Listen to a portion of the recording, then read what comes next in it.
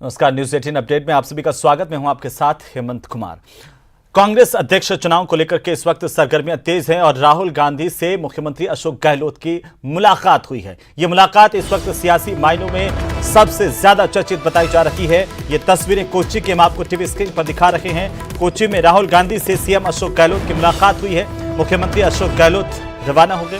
कांग्रेस अध्यक्ष चुनाव को लेकर के सरगर्मियों के बीच राहुल गांधी से अशोक गहलोत की मुलाकात काफी अहम मानी जा रही है। सवाल यह कि अब आने वाले दिनों में कांग्रेस पार्टी के भीतर आखिरकार क्या होगा। राष्ट्रीय अध्यक्ष को लेकर के जो चर्चाएं लगातार चल रही हैं, उन चर्चाओं को उस वक्त और ज्यादा बल मिला है जब सीएम अशोक गहलोत की राहुल गांधी से मुलाकात हुई है। इससे पहले दिल्ली से रवाना होने से पहले मुख्यमंत्री अशोक गहलोत ने पत्रकारों से बातचीत करते हुए कहा था कि वे कोच्चि जाएंगे, राहुल गांधी से मिलेंगे, उन्हें एक बार फिर से समझाएंगे, उनसे गुजारिश करेंगे कि राष्ट्रीय अध्यक्ष पद पर चुनाव लड़ें, राष्ट्रीय अध्यक्ष बने कांग्रेस पार्टी के। अब दोनों के बीच में आखिरकार जब मुलाकात हुई है तो चर्चाएं इस बात को लेकर के कि दोनों के बीच में आखिर क्या बातचीत हुई है, क्या राहुल गांधी अध्यक्ष बनने के लिए माने हैं। कांग्रेस अध्यक्ष के चुनाव को लेकर के मुख्यमंत्री अशोक गहलोत का इसी बीच बड़ा बयान भी सामने आया है। सीएम अशोक गहलोत ने कहा है कि कांग्रेस अध्यक्ष 2 पद पर काम नहीं कर सकता, 1 पद पर रहना ज्यादा उचित है। मुख्यमंत्री ने कहा है कि मेरी इच्छा है कि मैं किसी पद पर ना रहूं। उन्होंने कहा कि मैं कांग्रेस का सिपाही हूं, पद या बिना पद मैं काम करता रहूंगा। साथ ही सीएम अशोक गहलोत ने कहा कि आलाकमान जो भी जिम्मेदारी देगा मैं उसे निभाऊंगा।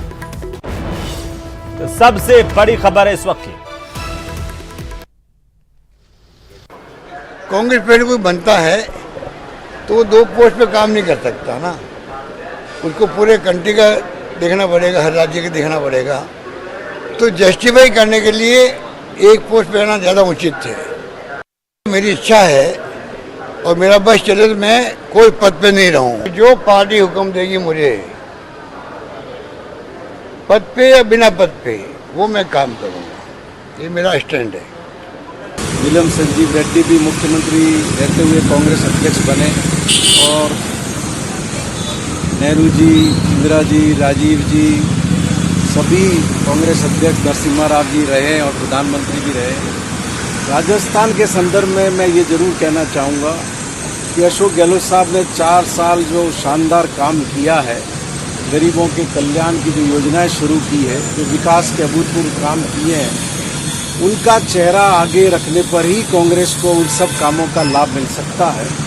क्षमताओं को हम जानते हैं, वो जहाँ पे भी रहेंगे दम ठोक कर काम को सफल करेंगे। कांग्रेस का झंडा हिंदुस्तान में बुलंद करेंगे। अगर उनको मौका मिलता है तो निश्चित रूप से मुख्यमंत्री के कामकाज में तीसरी बार में आपने देखा होगा कि शानदार योजनाएं राजस्थान की जनता को दी है। अशोक गहलोत जी 1 पद पे रहे, दो पद पे रहे, जो कहते हैं वो दिल से कहते हैं, उनके असूलों में है, उनके चरित्र में है। अशोक गहलोत जी बहुत महान नेता है, गांधीवादी विचार के नेता है, कांग्रेस पार्टी के लिए बहुत ही समर्पित नेता है। इस देश की आवाज है अशोक गहलोत जी।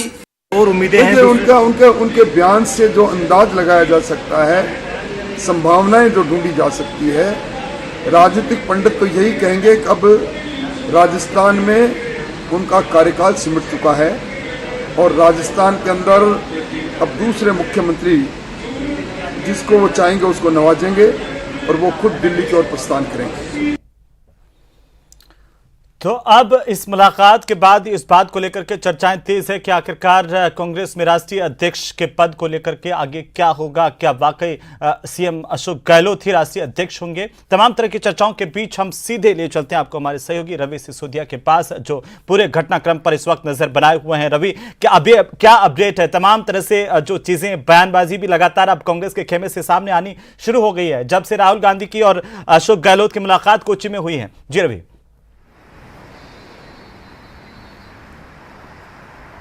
देखिए हेमंत, एक चीज़ तो साफ हो गई है कि राहुल गांधी चुनाव नहीं लड़ेंगे और ये बात उन्होंने प्रेस कॉन्फ्रेंस में हुई। जब प्रेस कॉन्फ्रेंस किया तो संकेत के जरिए बता दिया और जो उनके इर्द गिर्द के जो करीबी नेता हैं उन्होंने भी अपनी तरफ से इस तरह के बयान दिए हैं।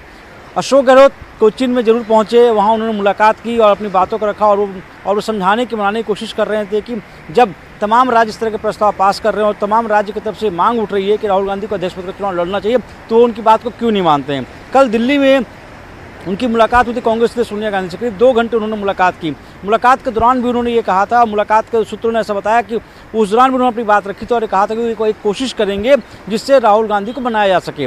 मनाने की कोशिशें जरूर हुई उनकी मुलाकात भी, लेकिन सूत्र ऐसा बता रहे हैं कि राहुल गांधी मानने को तैयार नहीं है। तो ऐसे में पार्टी के पास क्या विकल्प बचता है? विकल्प यही बचता है कि उनके अलावा गैर गांधी परिवार का कोई भी सदस्य चुनाव लड़े।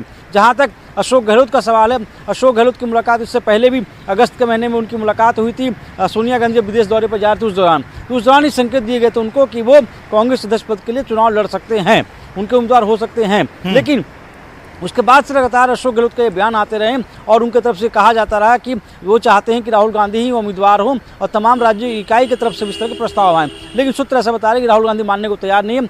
आज अधिसूचना जारी हो चुकी है कांग्रेस अध्यक्ष पद के चुनाव के लिए। 24 तारीख से नामांकन की प्रक्रिया शुरू होने वाली है जो 30 सितंबर तक रहेगी। तो ऐसे में अब इसकी गुंजाइश कम दिख रही है कि राहुल गांधी मानने को तैयार है या फिर वो किसी प्रकार से वो अपना नामांकन करेंगे। तो ऐसे में पार्टी के पास विकल्प क्या बचता है? विकल्प यही बचता है कि जो कोई भी गैर गांधी परिवार का है वो इस बार नामांकन करे, और ऐसे में जो सबसे बड़ा नाम निकल के सामने आ रहा है वो अशोक गहलोत का है। जी, लेकिन रवि, ये सवाल भी है कि अशोक गहलोत ही क्यों, जब दिग्विजय सिंह, शशि थरूर और तमाम लोग भी अपनी इच्छा जाहिर कर चुके हैं, तो ऐसे में सबसे बड़ा विकल्प के तौर पर अशोक गहलोत ही क्यों है कांग्रेस के लिए?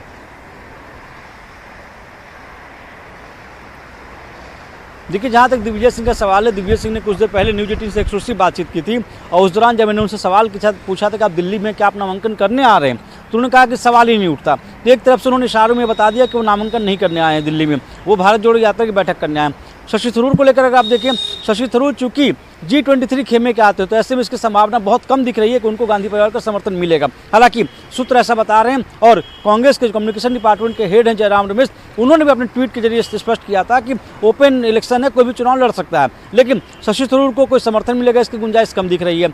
मनीष तिवारी की अगर बात करें तो सूत्रों ने ऐसा बताया कि मनीष तिवारी भी चुनाव लड़ने की तैयारी करो और ऐसे में वो जो उनके सहयोगी लोग हैं, जो उनके करीबी लोग हैं, उनसे वो चर्चा करना चाहते हैं। उनसे चर्चा करने के बाद इस पर अंतिम फैसला ले पाएंगे। लेकिन अभी तक की बात करें तो दो नाम को लेकर चर्चा है, एक अशोक गहलोत है, एक शशि थरूर है, जिनके नाम को लेकर कन्फर्मेशन है कि दो फिलहाल चुनाव लड़ेंगे। जहाँ तक मनीष तिवारी का सवाल है या फिर अन्य कोई नेता का है, उनको लेकर तस्वीर फिलहाल अभी साफ नहीं है। जी बिल्कुल रवि, और ये कहा जाता है अशोक गहलोत को लेकर के कि देखिए लंबा राजनीतिक अनुभव उनके पास में है, अहमद पटेल की कमी भी पूरी कर सकते हैं, स्किल के तौर पर जो सियासत में चाहिए वो उनके पास में है, जादूगर माने जाते हैं राजनीति के। ऐसे में सवाल ये कि क्या अब ये साफ माना जाए, ये तस्वीर साफ हो गई है कि अशोक गहलोत ही कांग्रेस पार्टी के जो आगामी राष्ट्रीय अध्यक्ष है वो होंगे? अगर ऐसा होता है तो इसका राजस्थान की सियासत पर किस तरीके से असर पड़ेगा?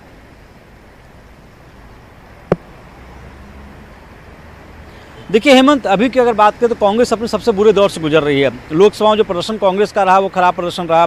नॉर्थ में उनकी सीटें कम आई, न के बराबर सीटें नॉर्थ में आ रही थी, और ऐसे में उनके पास एक चेहरे की कमी थी, क्योंकि फोकस अगर आप देखें तो गांधी परिवार का या फिर कांग्रेस से ज़्यादा फोकस साउथ की तरफ रहा। संगठन महासचिव भी साउथ से बनाए गए। तो ऐसे में कोशिश जरूर की जा रही थी कि एक नॉर्थ का बड़ा चेहरा हो जिनको दिल्ली लाया जाए और जिनके नेतृत्व में कांग्रेस अच्छा प्रदर्शन करे। क्योंकि ट्रैक रिकॉर्ड की अगर बात करें तो अशोक गहलोत का ट्रैक रिकॉर्ड काफ़ी अच्छा रहा है।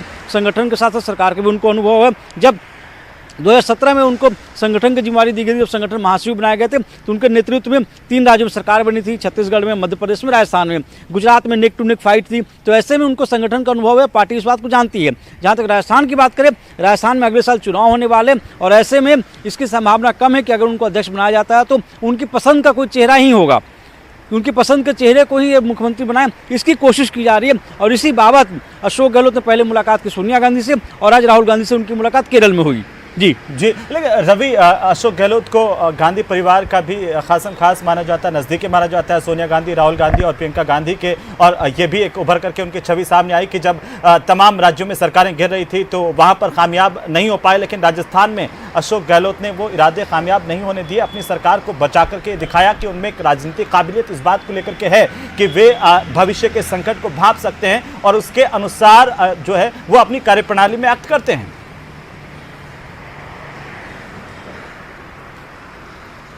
बिल्कुल, देखिए अशोक गहलोत के पास लंबा अनुभव है सरकार और संगठन दोनों चलाने का।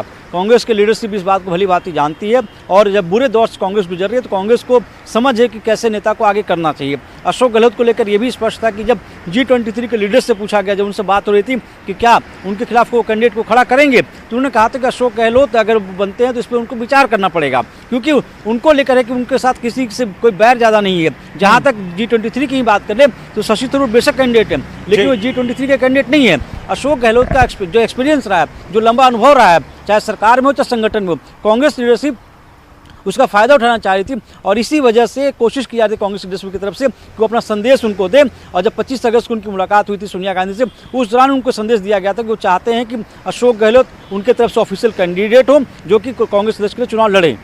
जी बिल्कुल रवि, चलिए हम लगातार नजर बनाए हुए हैं पल पल के सियासी घटनाक्रम को लेकर के अपडेट हम आपसे लेते रहेंगे। बहरहाल बहुत शुक्रिया तमाम जानकारी के लिए। तो राहुल गांधी से अशोक गहलोत की मुलाकात हुई है और इस मुलाकात को लेकर के चर्चाएं लगातार तेज हैं कि आखिरकार अब आगे पार्टी किस तरीके से आगे बढ़ेगी, इस पर भी हम नजर बनाए हुए हैं। पल पल के अपडेट आप तक पहुंचाते रहेंगे। बहरहाल अगली खबर का हम रुख करते हैं। नागौर में कोर्ट के बाहर अंधाधुंध फायरिंग कर गैंगस्टर की हत्या के बाद अब जिले के कुर्ची में बुधवार को 3 लोगों की हत्या कर दी गई। कुर्ची ईश्वर नावड़ा मार्ग पर कुछ लोगों ने खेत की मेड़ पर काम कर रहे महिला और पुरुषों पर गाड़ी चढ़ा दी। इससे 3 जनों की मौत हो गई और एक अन्य गंभीर रूप से घायल हो गया। जांच में यह पता चला कि आरोपी के खिलाफ करीब 15 दिन पहले ही हत्या की कोशिश का मुकदमा दर्ज किया गया था, लेकिन पुलिस ने इस आरोपी को गिरफ्तार नहीं किया। इससे इस आरोपी के हौसले बुलंद हो गए, बढ़ गए और कल रात आरोपी मगाराम ने अपनी गाड़ी से कुचल करके 3 लोगों की जान ले ली। ये मामला जमीन विवाद से भी जुड़ा हुआ बताया जा रहा है। बहरहाल इस वारदात में कुर्ची गांव के 40 साल के मनीराम और 22 साल की पूजा की मौके पर ही मौत हो गई। गंभीर रूप से घायल 21 साल के मुकेश ने अस्पताल में इलाज के दौरान दम तोड़ दिया। 60 साल की गेकू देवी का अस्पताल में इलाज अभी भी जारी है, जो जिंदगी और मौत के बीच में जूझ रही है। 3 लोगों की हत्या के मामले में महिला बीरमा देवी ने मगाराम बावरी, भल्लाराम बावरी, महेंद्र संतोष, सुभाष बावरी के खिलाफ रिपोर्ट दी है। रिपोर्ट में यह आरोप लगाए गए हैं कि मगाराम गाड़ी चला रहा था। यही नहीं, 3-4 बार गाड़ी से पीड़ितों को टक्कर यहां पर मारी गई। अब नागौर पुलिस पर यह सवाल है कि जब 15 दिन पहले इसके खिलाफ हत्या की कोशिश का मुकदमा दर्ज किया गया था तो पुलिस ने एक्शन क्यों नहीं लिया? अगर पुलिस एक्शन समय पर लेती तो 3 लोगों की जान बच सकती थी। अब हत्या के आरोपी को लेकर के भी ये सवाल, न्यूज़ 18 के सवाल हम आपको टीवी स्क्रीन पर दिखा रहे हैं और साथ ही पूछ भी रहे हैं। आरोपी को पहले ही आखिर गिरफ्तार क्यों नहीं किया गया? ट्रिपल मर्डर केस को लेकर के सबसे बड़ा सवाल है। सवाल इस बात को लेकर के है कि आखिरकार अब लापरवाह पुलिसकर्मियों पर कार्रवाई कब होगी जिन्होंने एक्शन नहीं लिया? 3 लोगों की मौत का जिम्मेदार आखिरकार कौन है? क्या इस तरह से अगर पुलिस की कार्रवाई की ढिलाई रही तो और भी घटनाएं बढ़ती हैं और इन पर आखिर अंकुश क्यों नहीं लग पाता? आरोपी को पहले गिरफ्तार नहीं करने को लेकर के बड़े सवाल खड़े हो रहे हैं। न्यूज़ 18 राजस्थान अपने दर्शकों के बीच में सवाल रखते हुए ये आवाज बुलंद करना चाहता है कि आखिर ऐसे जिम्मेदार पुलिसकर्मियों के खिलाफ कार्रवाई कौन करेगा, कब होगी, जिन्होंने घोर लापरवाही बरती है।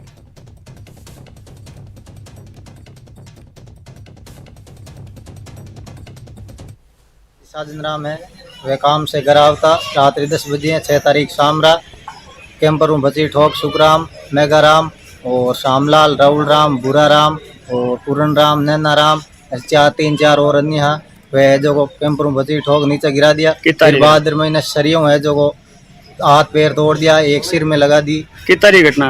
6 तारीख शामरा 10 बजे रात्रि। 6 तारीख को मैं रिपोर्ट दर्ज करवाई और अभी तक कोई गिरफ्तारी नहीं हुई। और कल ये 21 तारीख शामरा 3 लोगों ने मारिया, हगी आदमी बेहा गिरफ्तारी कोई नहीं हुई, जिस कारण ये 3 ने जान गंवानी पड़ी। हाँ, पापा साथ में घटना करी, हगी आदमी हाँ और 41 हगी आन, उस दिन भी हगी आदमी। कुर्ची 6 तारीख रात की 10:30 बजे मेरे साथ मारपीट हुई। कैंप बुल्लेरा कैंपर से टक्कर मारी सुखराम राम और मारपीट करने वाले पप्पू राम, मेघा राम, श्यामलाल और मेरे साथ मारपीट करी।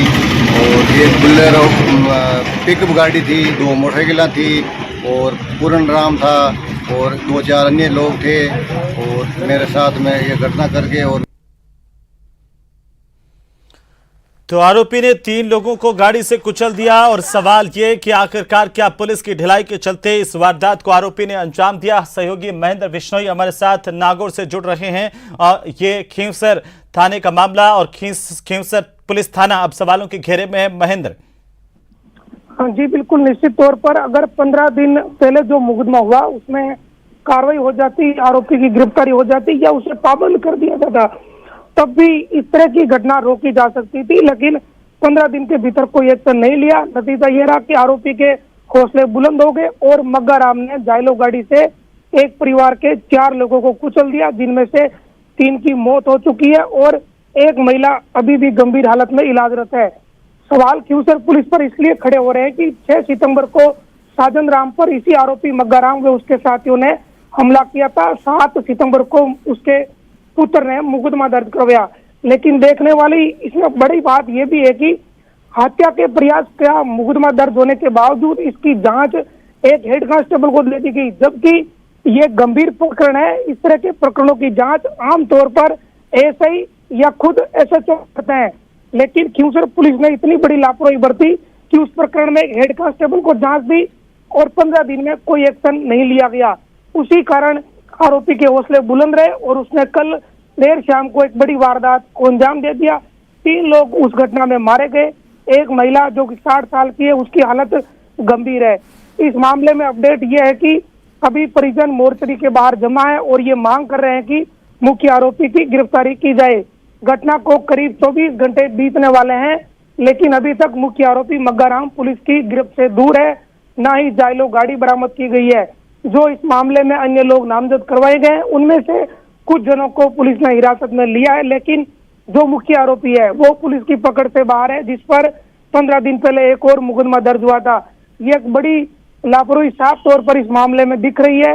लेकिन अभी खींवसर थाना पुलिस में जिन पुलिस अधिकारियों की लापरवाही रही, उनके खिलाफ भी नागौर जिला पुलिस ने कोई एक्शन नहीं लिया है। एक मुकदमा जो हत्या के प्रयास का मुकदमा था, उसकी जांच एक हेड कांस्टेबल को दे दी गई, जबकि एएसआई या उससे बड़े अधिकारी के पास ये जांच होनी चाहिए। लेकिन महेंद्र क्या कोई एक्शन पुलिस का नहीं होना पूरे के पूरे थाने पर, इसके पीछे किसी न किसी पॉलिटिकल प्रेशर की भी बात सामने आ रही है? क्या स्थानीय विधायक ने इसे लेकर के कोई बात कही है कि आखिरकार इस तरह की लापरवाही स्थानीय थाने में क्यों बरती गई और इनके खिलाफ आखिर कार्रवाई क्यों नहीं हो पा रही है? देखिए, विधानसभा सत्र चल रहा है और अभी कुछ ही देर पहले खींवसर के विधायक नारायण बेनीवाल व मेड़ता की विधायक इंदिरा देवी बावरी ने ये मामला विधानसभा में उठा लिया है और इसमें उन्होंने ये मांग करी है कि जिन भी पुलिसकर्मियों की लापरवाही रही उनके खिलाफ सख्त एक्शन हो और मुख्य आरोपी की जल्द गिरफ्तारी हो। लेकिन अभी जो एक्शन होना चाहिए, जो कार्रवाई होनी चाहिए, वो अभी नहीं हुई है। सवाल इसी बात का है कि आखिर जी क्या खींवसर के एसएचओ से आपकी कोई बातचीत महेंद्र हुई है? क्या कह रहे हैं वो इस पूरे मामले को लेकर? इस तरह से घोर लापरवाही खींवसर थाने में क्यों हुई और अब पुलिस क्या कर रही है? खींवसर के एसएचओ से अपना थाना नहीं संभल रहा है, लेकिन उन्हें एसटीएफ में लगा दिया गया। एसटीएफ गठित की गई है नागौर पुलिस द्वारा संदीप सेठी हत्याकांड के मामले में, लेकिन खींवसर थाने के जो मामले हैं वो अपनी जगह पड़े हैं और उन्हें एसटीएफ की टीम में शामिल कर दिया गया है। जबकि 15 दिन पहले उनके क्षेत्र में ही बड़ी घटना हुई थी। खींवसर में कई और प्रकरण पिछले 1 महीने के भीतर हो चुके हैं। उन मामलों में लिपापोती जमकर हुई है। पहले एक अपहरण की वारदात हुई थी, फिरौती का मामला था, उस प्रकरण में भी इस तरह के हालात बने थे। उसके बाद ये 307 का मुकदमा 15 दिन पहले हुआ था, उसमें कोई गिरफ्तारी नहीं हुई और उसी व्यक्ति ने 3 जनों की हत्या कर दी। और जो थाने के एसएचओ है वो एसटीएफ की टीम में शामिल है। फिर जो थाना है वो पूरा हेड कांस्टेबलों के भरोसे चल रहा है और हेड कांस्टेबल को हत्या के प्रयास जैसे मुकदमे की जांच दे दी गई, जब ये एक बड़े स्तर के अधिकारी को देनी चाहिए थी ताकि कुछ न कुछ इसमें एक्शन होता। अगर एक्शन होता तो मग्गाराम जो मुख्य आरोपी है उसकी गिरफ्तारी। लेकिन महेंद्र, क्या इस मग्गाराम का कोई आपराधिक रिकॉर्ड भी सामने आया है? क्योंकि ये भी पता चला कि 15 दिन पहले ही एक व्यक्ति ने इसके खिलाफ मुकदमा दर्ज करवाया था जान से मारने की कोशिश का, लेकिन कार्रवाई नहीं हुई। देखिए, बिल्कुल जिस व्यक्ति साजन राम के साथ जो घटना हुई थी वो साजन राम खुद आज इस मोर्चरी के बाहर मौजूद है। उसके हाथों में और पैर में अभी भी प्लास्टर किया हुआ है। उसे जान से मारने की कोशिश की गई थी और ये मुकदमा भी बाकायदा खींवसर थाने में 7 सितंबर को दर्ज हुआ था। मगर जो साजन राम का बेटा है उसने ये मुकदमा करवाया था। घटना के दौरान भी तत्काल खींवसर पुलिस को सूचना दी गई थी। पुलिस मौके पर नहीं पहुंची तो जिला पुलिस कंट्रोल रूम को सूचना दी गई थी, तब जाकर खींवसर थाना पुलिस मौके पर आई थी। और जो साजन राम का पुत्र है उन्होंने बाकायदा ऑडियो सौंपे हैं जिसमें उन्होंने खींवसर पुलिस को सूचना करी थी। क्या इस हत्या के आरोपी मग्गाराम का कोई आपराधिक रिकॉर्ड है अब तक सामने आया है? अब तक की जो स्थिति है उसमें ये सामने है कि ये जमीन से जुड़ा हुआ विवाद है और इसी कारण ये प्रकरण हुआ था। जो पहले 15 दिन पहले घटना हुई थी वो भी रंजिश के कारण होना बताया जा रहा है। पूर्व के रिकॉर्ड की अभी स्थिति साफ नहीं है, लेकिन अगर इसकी प्रवृत्ति बदमाश की प्रवृत्ति रही है तभी बिल्कुल महेंद्र, चलिए बहुत शुक्रिया तमाम जानकारी के लिए। इस पूरे मामले को लेकर के स्थानीय विधायक खींवसर के नारायण बेनीवाल ने विधानसभा में इस मामले को उठाते हुए ये मांग की है कि पूरे के पूरे थाने को जो भी दोषी हैं उनको सस्पेंड किया जाए, इस पूरे मामले की जांच करवाई जाए। बहरहाल अभी तक मुख्य आरोपी की गिरफ्तारी नहीं हुई है। साथ ही आरोपी मगाराम बावरी, जिस पर 15 दिन पहले हत्या की कोशिश करने का मुकदमा दर्ज किया गया था, उसमें पुलिस की तरफ से कोई कार्रवाई नहीं की गई। उसको लेकर के भी अब सवाल खड़े हो रहे हैं पूरे थाने पर, पूरे स्टाफ पर। सवाल इस बात को लेकर के भी कि आखिरकार इतने गंभीर मामले की जो जांच है अब वो एक हेड कांस्टेबल को क्यों सौंपी गई, क्यों आखिरकार समय पर पुलिस ने कार्रवाई नहीं की। कुल मिलाकर के खींवसर पुलिस सवालों के घेरे में है।